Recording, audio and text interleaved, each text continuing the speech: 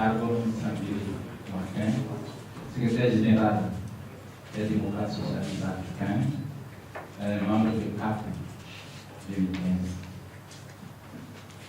Chers collègues, Etienne, UDS Togo, CAP 2015. Tout collègue, premier vice-président Adi, groupe des Paul Donji Apelmon, président national de l'NPR. Nathaniel Olivier, président du Parti des Togolais, groupe des 6. Jean-Pierre Favre, président de l'ANC, CAP 2015. Kafui Adjamago Johnson, secrétaire général de la CDPA, CAP 2015. Tiki Salif Ouachenam, président du PNP. Gérald Adodo Akoubé, porte-parole du Parti Les Démocrates, groupe de 6. Patrice Bakay, vice-président du Togo Outre-mer, groupe de 6. Georges William Fouesson, président santé. Avec Mohamed Tiassouna Traoré, président national du mouvement citoyen pour la démocratie et le développement, groupe des 6. Je dois vous dire que dans le rôle que j'ai, ou avec le titre que j'ai, je prends des contacts avec des partis qui se réclament de l'opposition. Dans le cas, et ces contacts sont en cours. C'est tout ce que je peux vous répondre. Maintenant, la question d'itinéraire, ou peut-être la question qui concerne les réflexions ou les commentaires du ministre de l'administration territoriale contenu dans un communiqué au sujet des manifestations en semaine. Bon, ce sont ces réflexions. La loi est là. Et la loi ne dit pas qu'il est préférable qu'on fasse des manifestations en semaine ou le week-end. Et je pense qu'une manifestation qui se déroule surtout pendant la semaine aux jours ouvrables donne plus d'indications parce que les manifestations se déroulent au moment où certains travaillent. Ça donne une plus grande idée de la contestation contenue dans la manifestation qu'une manifestation qui se déroule le week-end. Bon, ce n'est pas parce qu'on a organisé des manifestations pendant plusieurs années le week-end, c'est parce que nous avons décidé de le faire comme ça. Au regard de la loi, rien n'interdit d'organiser des manifestations pendant la semaine. Et je voudrais dire également que les arguments invoqués par le ministre à l'appui de sa réflexion, pour moi, ne sont pas recevables parce qu'il parle de gens qui travaillent, qui vivent au jour le jour et qui ont besoin de travailler. Bon, quand on dirige un pays pendant 50 ans, je crois que les populations peuvent avoir, on a le pouvoir de gérer le pays de telle sorte que les gens puissent avoir des économies qui leur permettent de temps en temps de ne pas se préoccuper du travail du jour. Je vous remercie. Le ministre parle de marche les week-ends. La marche du BNP réprimée dans le sang s'est déroulée en week-end. Tout le monde le sait. Maintenant, pour faire le débat autour de cette histoire de semaine en cours de semaine, c'est que une déclaration, un communiqué du ministre de l'administration territoriale n'abouche pas une loi. Un communiqué du ministre de l'administration territoriale, même quand ce ministre s'appelle Poupessi, n'abouche pas une loi. Merci. Ok, je voudrais rassurer tout le monde. Ce que M. Akadam vient de dire est valable sur le plan des droits. Un communiqué ne peut pas être au-dessus du loi. Et je pense que le ministre le sait lui-même. C'est d'ailleurs pour ça qu'il n'en a même pas parlé avec nous. Il ne l'a même pas évoqué. Donc je peux vous rassurer, il n'y a aucun problème. Les marches auront bien lieu les 6 et les 7. La question des itinéraires aussi, nous en avons discuté et nous nous sommes mis d'accord sur les itinéraires. La marche aura lieu. Le ministre a souhaité qu'au lieu de faire la manifestation dans toutes les préfectures, que nous choisissions quelques villes, 2 villes par préfecture. À cela, nous avons répondu 2 villes par région. Donc, nous avons répondu que ça n'a aucun sens. La loi nous autorise à manifester partout où nous le voulons.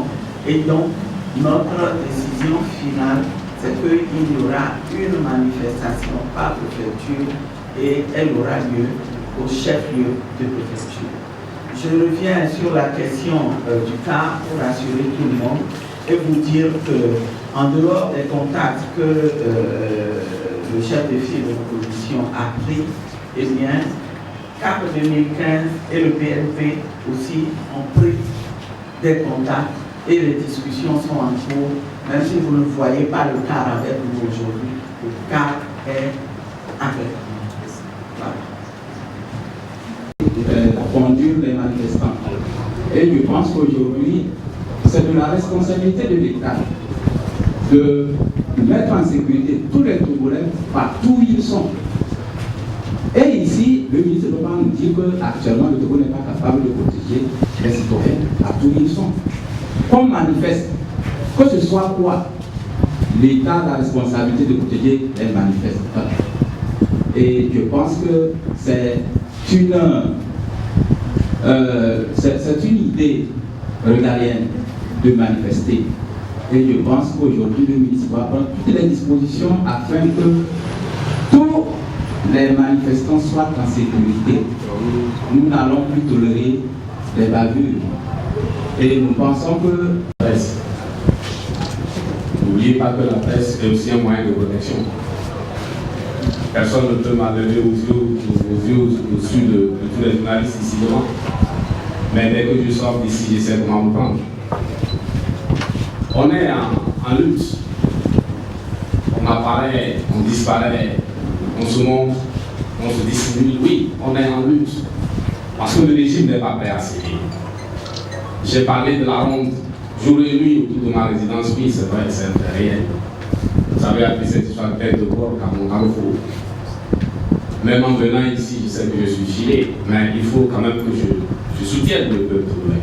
Parce que ils sont aussi dehors. Donc c'est pour ça que je suis là.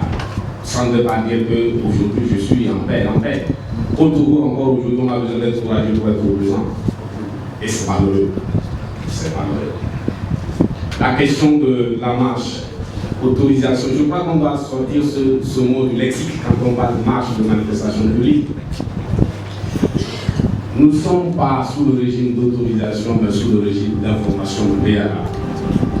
Donc le mot autorisation vient parfois renforcer, donner un pouvoir au ministre, un pouvoir qu'il n'a pas. Donc il ne s'agit pas d'autorisation. Mais j'avais commencé en train à parler des questions de week-end ou de marche en semaine.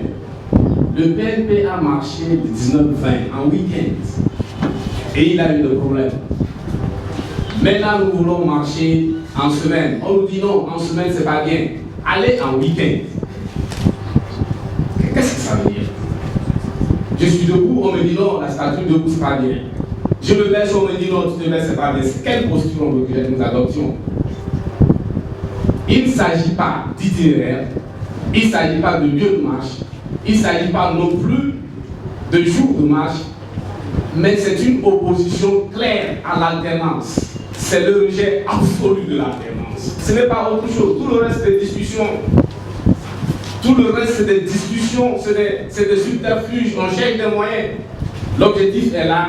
L'alternance, nous n'en voulons pas. Trouver tous les moyens pour l'empêcher. C'est ça. Ce n'est pas d'autre chose qu'il s'agit. On revient sur des initiatives personnelles de la diaspora. Non, c'est une coordination. C'est une coordination qui a été travaillée. Ce n'est pas une coïncidence. Et à la diaspora, ils ont fait la question togolaise une question africaine. Vous avez vu à la Bastille, à la base de la Bastille, des Africains avec le drapeau congolais et autres.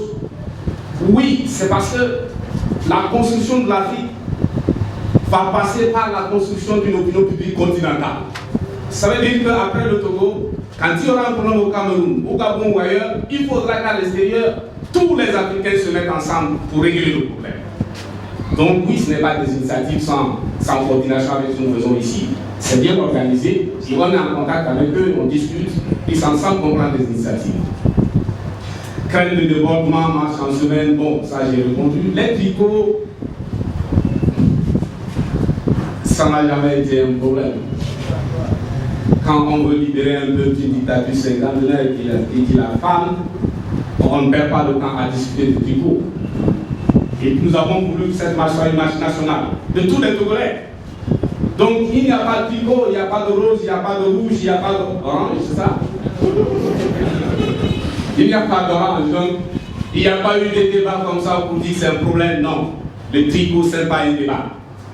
Le BNP, les militants du BNP sortiront comme ils veulent. Comme c'est une marche nationale, tout le monde sera habillé comme il entend. Donc ce n'est pas un problème, je vous rassure, madame. Est-ce qu'il y a aujourd'hui au Togo quelqu'un qui ne sache pas ce que veulent les Togolais?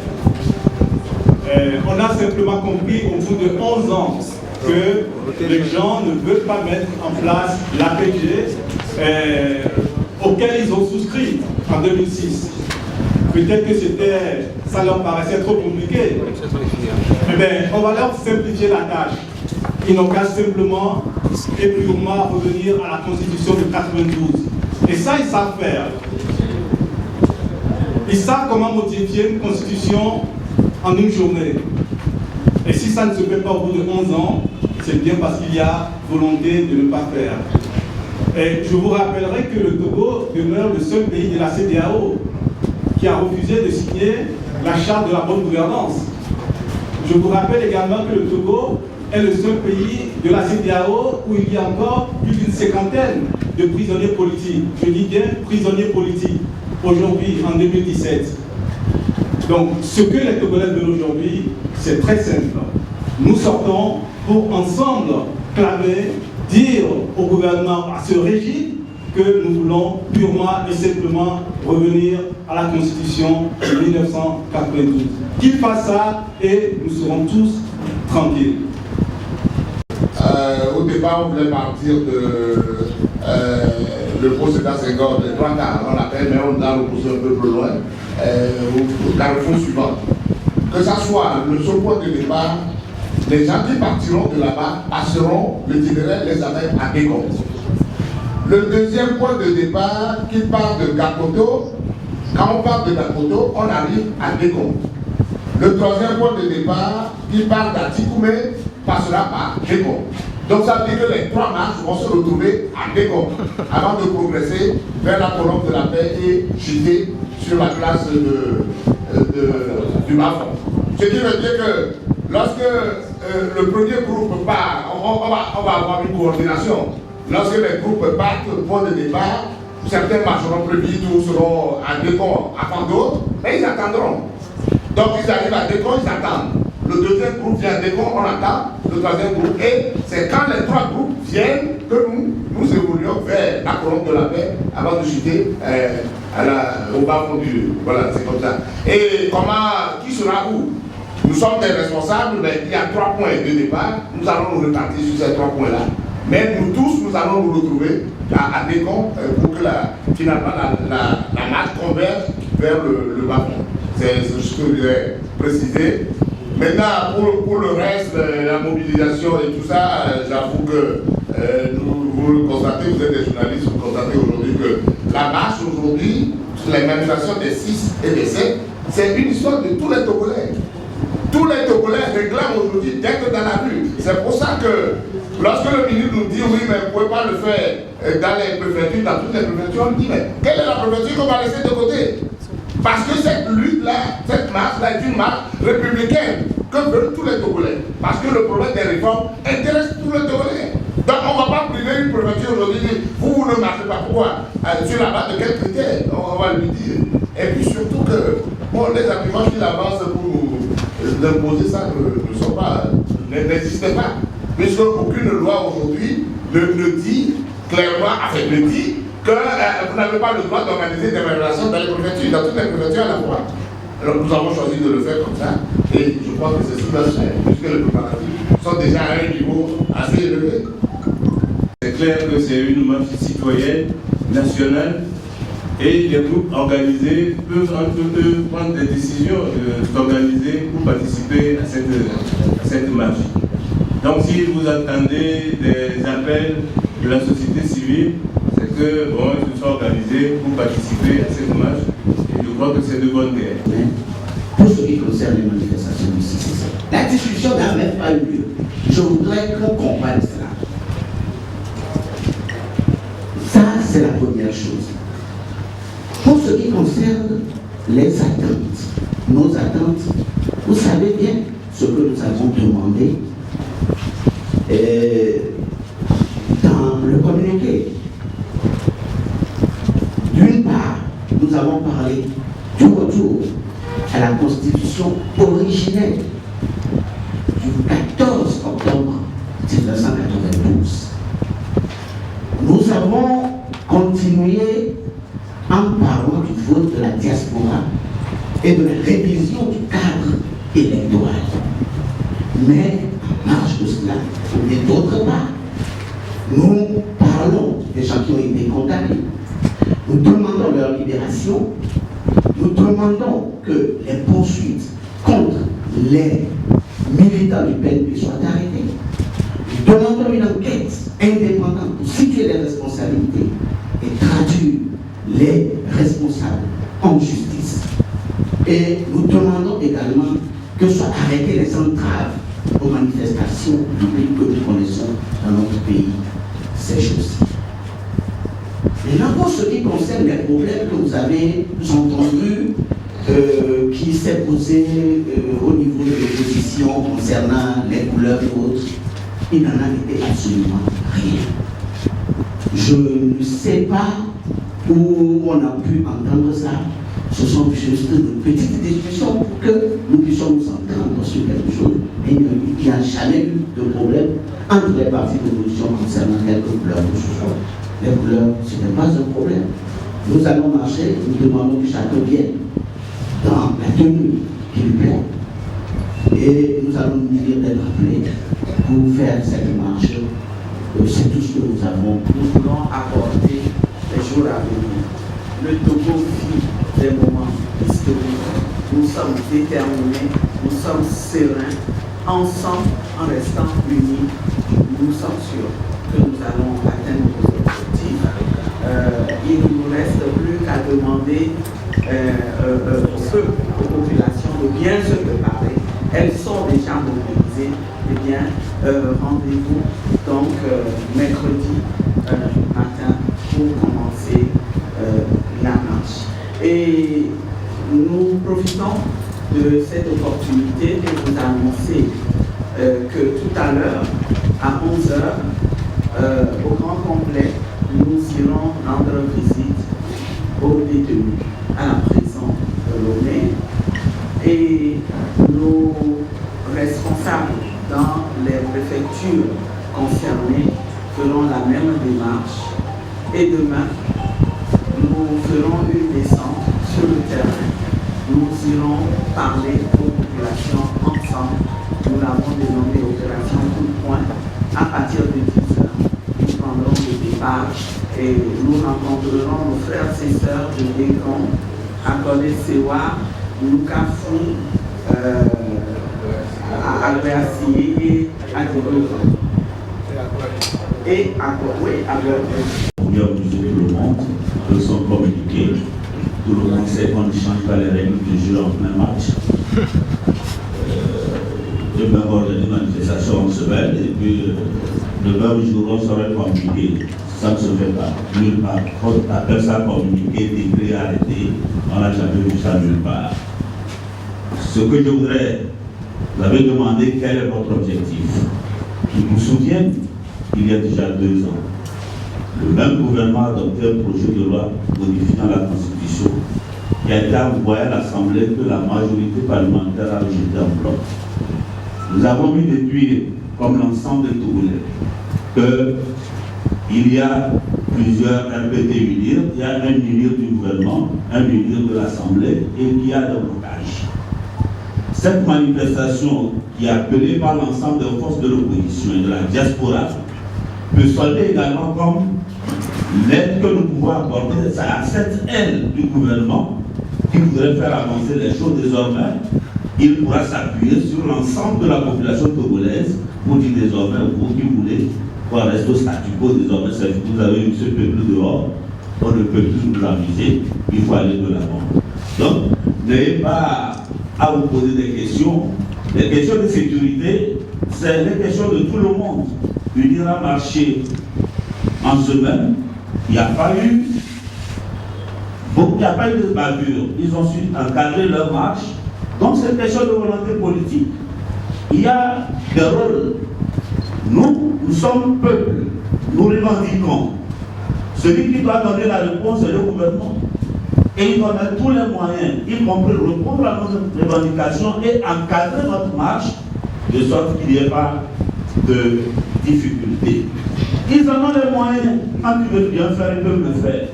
Je crois que pour une fois, ils feront en sorte que non seulement notre marche.